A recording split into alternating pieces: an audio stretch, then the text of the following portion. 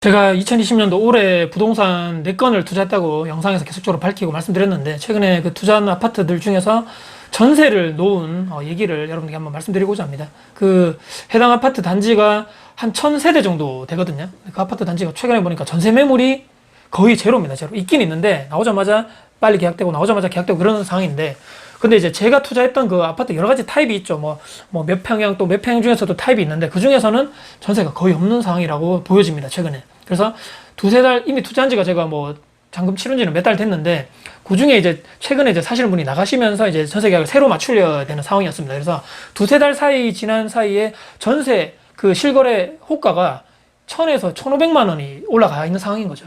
저는 이제 기존 세입자분이 말씀드린 대로 이사를 나가야 되는 상황, 확정된 상황이었고, 이분이 이미 집을 본인이 이제 실거주할 집을 사서 나가시는 입장이라서 뭐 번복할 일이 없겠구나라고 생각했습니다. 그래서 5% 상한 뭐 계약갱신 청구권에 해당되지 않아서 시세대로 제가 계약을 했는 상황입니다. 근데 그때 이제 전세 이분이 제가 나가신다는 얘기 듣고 전세를 제가 맞춰야 되니까 부동산 통해 가지고 이제 전세를 내놨죠. 내놨는데 3일 정도 됐습니다. 내놓은 지 3일 됐는데 5명이나 계약을 하자고 연락이 왔다는 거예요. 여러분들, 부동산 통해 가지고 이미 호가 올라갔다 말씀드렸죠. 전세 호가가 올라갔는데 5명 무전 그 전에 많이 받겠죠. 많은 사람들이 받는데 5명이 동시다발적으로 거의 비슷한 시기, 한 3일 그 사이에 라자 연락을 부동산 통해서 왔습니다. 그래서 아니 도대체 어떤 분들이시냐, 아무리 전세가 귀하다 해도 이렇게 갑자기 사람들이, 저로서는 행복한 고민이죠. 근데 뭐 제가 이렇게 뭐 순번을 정하려고 그런 게 아니고, 오신 순서대로 제가 이분들이 누군지 어떤 상황인지 한번 얘기 드리면, 첫 번째 분이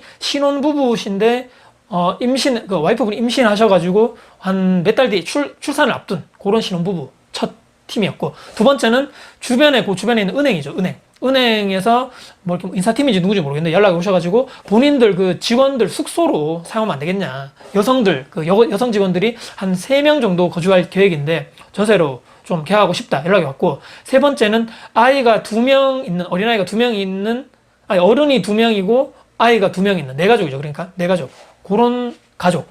그 다음에 네 번째는 그 어른인데, 그 나이가 드신 이제 어른이고 자녀 한 분인데 자녀는 이미 다 장성을 해가지고 직장을 다니고 있는, 그래서 세 가족. 그 다음에 마지막 5번째는 아까 첫 번째랑 비슷하게 신혼부부인데 애가, 어린아이가 아직 갓난 애기죠. 아이가 1명 있는.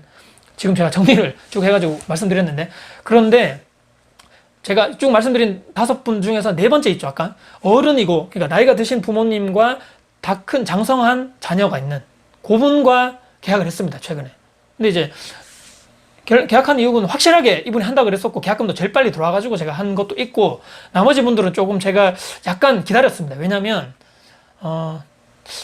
어린 애가 있는 집은 제가 조금 죄송하지만 조금 기다려달라고 말씀드렸고, 그 다음에 직원들 숙소 있죠. 직원들 숙소도 제가 조금 그거는 힘들겠다. 왜냐면 제가 예전에 한번 제가 초창기 투자했을 때 뭐 해당 뭐 공기업이었는데, 그 공기업의 직원들 숙소로 해가지고 준다 해서 월세로 제가 준 적이 있는데, 아파트를 나중에 이분들 나가고 나서 보니까 일반 가족이 와서 사는 것보다는 좀 관리가 안 돼 있더라. 일반적인 다 각자 이제 혼자 독신인 분들이 오셔가지고 이제 막 쓰다 보니까 물품 정리도 막 파손된 것도 많고 정리정돈도 안 됐고 이런 상황이라 가지고 그 기숙사는 안 되겠습니다라고 제가 말씀드려 달라고 했는 상황이었고, 그래서 네 번째 했는 거죠. 근데 이제 제가 이분들 이사하기 전에 도배를 제가 해주겠다 그랬습니다. 도배는 제가 깔끔하게 해주고, 입주 청소 하시는 거나 이런 부분은 세입자분이 알아서 했으면 좋겠다. 그 다음에 이런 특약사항을 내가 4가지를 넣을 건데, 그 관련해가지고 미리 다 세입자분들이 제가 원하는 이 특약사항을 기재하는 것을 다 오케이 하시는 분들, 그 중에서 가장 빨리 답이 오시는 분들과 나는 계약하겠다라고 문자를 쫙 보냈죠.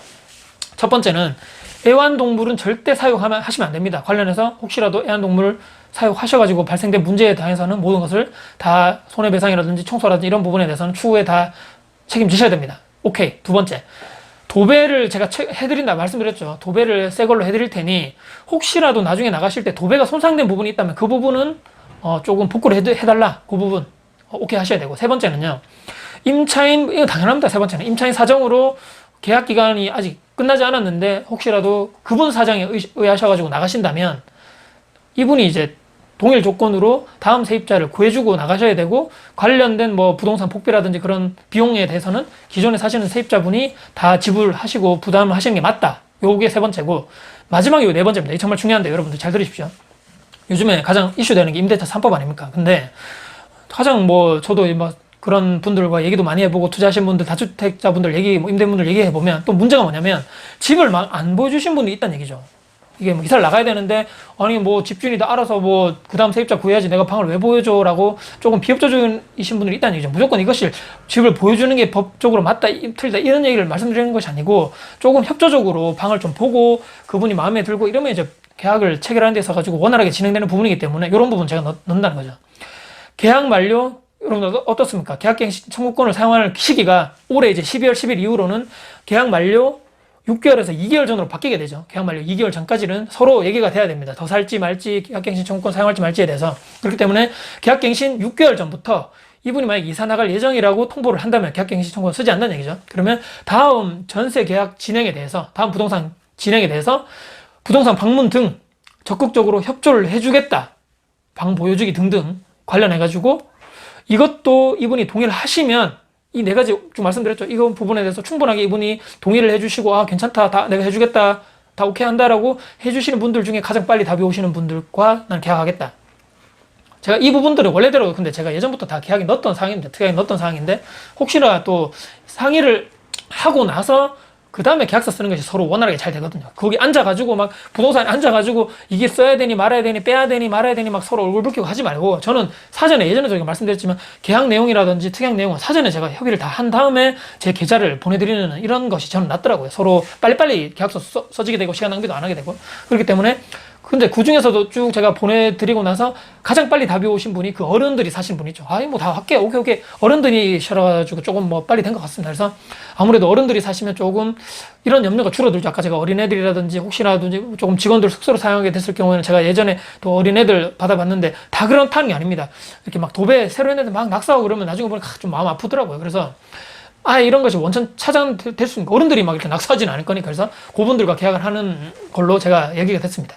가계약금을 최근에 제가 받았고 뭐 이렇게 뭐 계약서도 최근에 썼고요. 관련해가지고 이제 계약이 마무리가 될 것 같습니다. 제가 말씀드리지만 모든 현장이 그렇지 않지만 해당 내가 투자하려는 지역 있죠. 거기가 매매 물량이 점점 좀 줄어들다거나 물량이 없어진다거나 또는 뭐 전세 물량 동안 없고 전세 호가가 계속 늘어나는 지역이 올라가는 지역 있죠. 그런 관련해서는 앞으로 뭐 조금 투자하셔도 나쁘지는 않겠다 싶고요. 요즘에 네이버 매물 여러분들 아시겠지만 중개사 분들도 허위 매물 방지법이라 그래가지고 예전에는 허위 매물, 가짜 매물 많이 올리셨죠. 근데 요즘 올리면 과태료가 뭐 400인지 500인지 모르겠지만 몇백만 원 내게 되겠어요. 그렇게 돼 있습니다. 그래서 네이버 매물이 지금 계속적으로 급격하게 막 줄어들고 있죠. 실제 있는 매물, 실제 있는 거래되는 매매, 팔겠다는 매물과 실제 전세, 월세 매물밖에 올라와 있지 않기 때문에 네이버 부동산 들어가셔가지고 잘 보시면 좋겠습니다. 어느 정도 임차인 우위 시장이 아닌 임대인 우위 시장이 형성됐다고 보고요. 제가 투자한 지역이 임대인은 여러분 어떻습니까? 시세대로 전세금 받아서 좋고 또 깔끔하게 임대인 의무가 무엇입니까? 깔끔하게 수리하고 도배 깔끔하게 해가지고 쾌적한 주거 환경을 임차인에게 제공하는 것이 임대인 의무죠. 그 다음 임차인 어떻습니까? 의무. 제가 말씀드렸죠. 쭉 이런 특약 내용들 다 지켜주시고 전세 뭐 월세 그 계약 기간 동안에 뭐 전세라 그러면 전세금을 집주인에게 목돈 맡기죠. 맡기고 나서 깨끗하게 잘 2년 뭐 4년 동안 잘 사용하고 나서 다시 그 돈 받아 나가서 그 2년 4년 동안 본인들이 열심히 돈을 모으겠죠. 돈 모아가지고 더 좋은 집으로 본인 집을 사서 이사 간다든지 아니면 더 좋은 뭐 곳으로 또 전세를 간다든지 그건 본인들 선택이라고 봅니다. 이것이 제가 생각하는 그냥 건전한 임차 임대 문화 아닌가 싶습니다. 지금 여러분들 주변에 내 주변 내 동네 이런 환경이 조성되고 있는 곳이 어디인가 아까 말씀드렸죠. 임대 임차인 시장 우위가 어디인가 생각만 하시지 마시고 인터넷 계속적으로 그냥 보시지 마시고 인터넷 최소한 정보를 확인하고 가셔야 되겠지만 정말 현장 가셔가지고 여러분들 부동산 소장님들 얘기도 한번 들어보시고 그분들 시간 뺏으라는 얘기가 절대 아닙니다. 여러분들 공부하시고 내가 배운다는 생각 가지시고 음료수라도 하나 들고 가셔가지고 적극적으로 올바른 자세 사는 동네 먼저 한번 알아보시면 어떨까 싶습니다. 가장 그게 쉽고 가장 편하거든요. 언젠가 투자를 할 거라면 언젠가 또는 뭐 내가 실거주 이사를 한다 뭐 전세 월세 내가 가야 된다 만기가 다가오시는 분들 있죠. 현실을 빨리 인정하시고 거기에 적응하셔가지고 돌파구를 빨리 찾으시는 분들 그리고 새로운 방법이나 방안을 생각하셔가지고 적용하고 행동하고 실행하고 실천하시는 분이 저는 그분만이 성공한다고 봅니다. 그것이 실거주가 되었든 투자가 되었든 말이죠. 시장 상황이 자주 바뀌고 있죠. 내가 적응하기 위해서 시장은 정말 바뀌어가고 있고 임대차 보호법, 부동산 규제 정책, 임대인, 임차인 문화도 변해가는데 오로지 변하지 않는 건 혹시나 내가 아닌가? 내 생각, 내 마인드, 내 행동이 아닌가라고 한 번쯤 돌아보자.